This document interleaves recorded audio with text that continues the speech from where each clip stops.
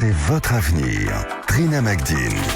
Merci d'avoir choisi Sud Radio et c'est votre avenir et bienvenue si vous nous rejoignez. C'est notre médium et numérologue Véronne qui m'accompagne aujourd'hui. Donc si vous voulez ses prédictions, vous pouvez nous appeler 0826 300 300 comme l'a fait Joël qui sera avec nous dans un instant et qui veut savoir comment ça va se passer pour sa procédure au tribunal et si les relations avec les enfants de son mari décédé vont s'améliorer. Mais d'abord, place à notre thème du jour. On avait parlé de l'écriture automatique ensemble, Véronne. Oui. Aujourd'hui, on va parler de l'écriture inspirée. Qu'est-ce que c'est exactement ? Alors, c'est pas tout à fait pareil.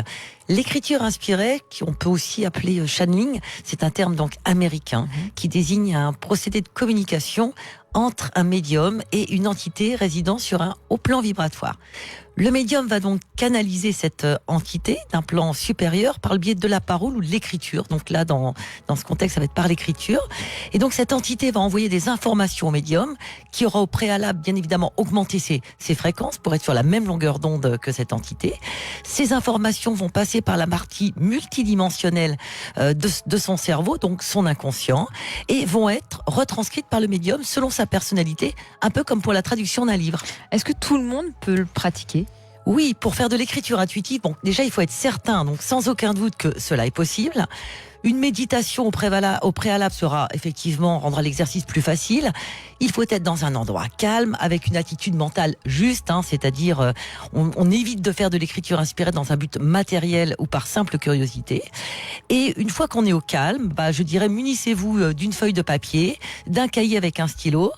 Dans un premier temps, personnellement, je suggère de canaliser sa propre conscience et de lui demander, par exemple, de vous expliquer tel ou tel problème ou encore de vous donner un conseil. Le stylo en main, vous êtes prêt à écrire, vous allez entendre le premier mot un peu dans votre tête et c'est à cet instant que vous allez l'écrire sans vous soucier du reste de la phrase. Et alors, vous allez être très surpris en écrivant ce premier mot que tout le reste va suivre. C'est en quelque sorte une dictée mentale. Donc ceux qui aiment écrire verront effectivement leur écriture sublimée. La dictée mentale va s'arrêter d'elle-même avec souvent d'ailleurs une petite formule de politesse. Voilà. Donc, par contre, attention, parce que si vos écrits vous jugent ou vous donnent des injonctions, vous pouvez être à peu près certain que vous avez canalisé une entité qui va être négative. Votre conscience, des guides ou des énergies bienveillantes ne vous jugeront jamais et vous laisseront votre libre arbitre. Joël nous a rejoint sur Sud Radio. Bonjour Joël. Bonjour Trina, bonjour Véronne. Bonjour, quelle